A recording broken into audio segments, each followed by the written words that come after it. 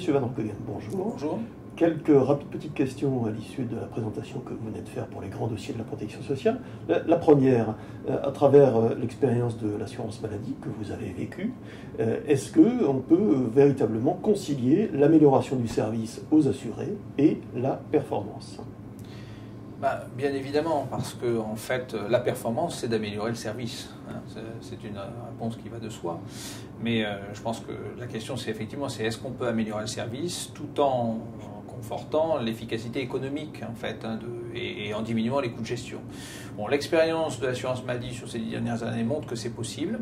Alors c'est possible dans un certain nombre de cas. Donc, lorsque, en particulier, vous avez des gains de productivité importants qui sont liés soit à des évolutions technologiques, par exemple la carte vitale a apporté une dématérialisation très importante de nos flux, et aussi quand vous exploitez ces nouvelles technologies pour pouvoir offrir des services nouveaux. Et c'est ça, je dirais, la croissance là, du service qui peut être donc acquise et proposée aux assurés. Donc je crois que l'assurance maladie a fait la démonstration que nous avons réussi à diminuer nos coûts de gestion substantiellement, à peu près de 5% à 3% à peu près, donc à l'horizon 2017, en une quinzaine d'années, tout en augmentant notre service, à la fois dans ses potentialités. Nous avons 15 millions de personnes sur Internet, en développant de nouveaux services en santé que nous n'avions pas antérieurement, notamment au profit des jeunes mamans ou des patients diabétiques.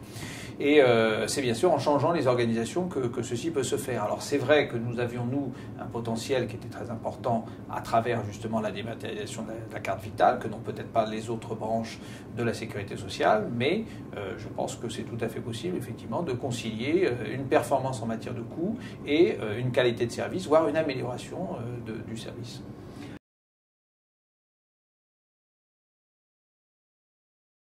Alors, je crois que notre système de santé, il doit s'adapter si nous voulons garantir justement le maintien de sa qualité dans un environnement économique relativement contraint par la faible croissance économique de la France sur ces dernières années.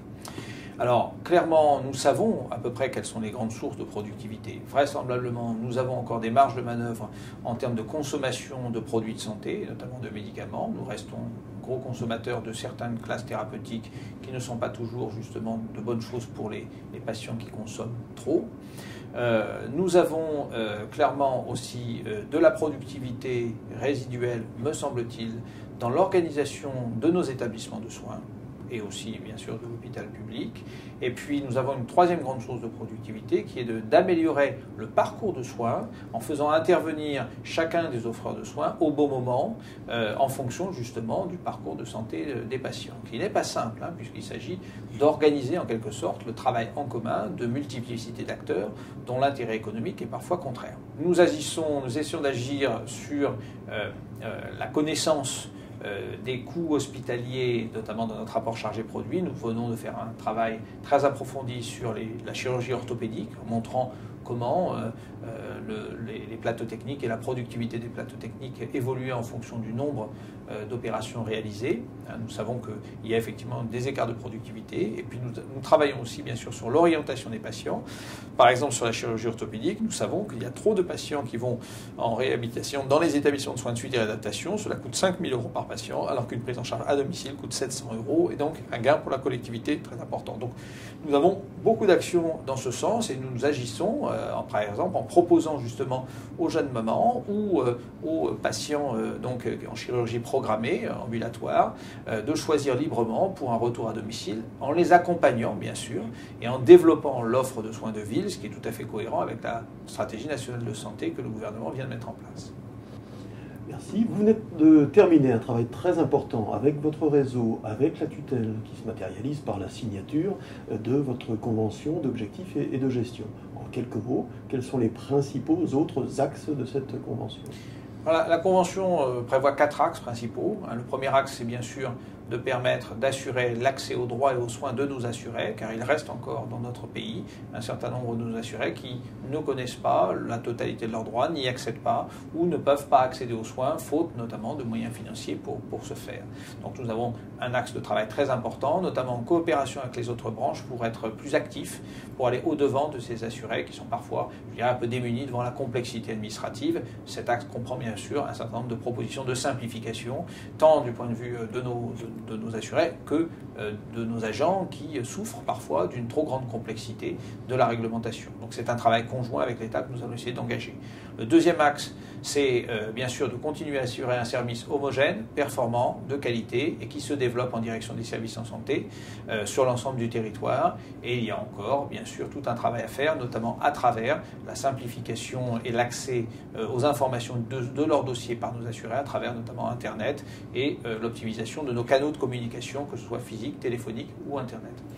Le troisième axe, c'est de participer, on l'a vu, à la stratégie nationale de santé et à l'efficience du système de soins, qui répond à la question précédente. Oui.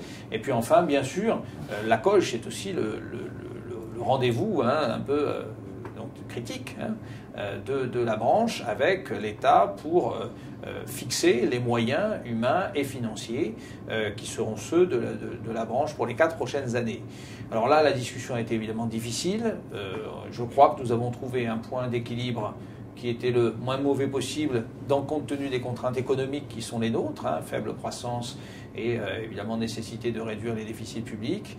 Nous nous sommes engagés à un taux de remplacement qui est légèrement supérieur à 50%, mais à peine, avec des transferts d'activité qui plus est. Donc je pense qu'il faudra effectivement mener cette période de 4 ans, enfin 3 ans bientôt, avec beaucoup de doigté, tant du point de vue des développements informatiques que du point de vue, je dirais, de l'optimisation de nos organisations pour permettre de concilier à la fois un climat social satisfaisant compte tenu des moyens qui nous sont dévolus.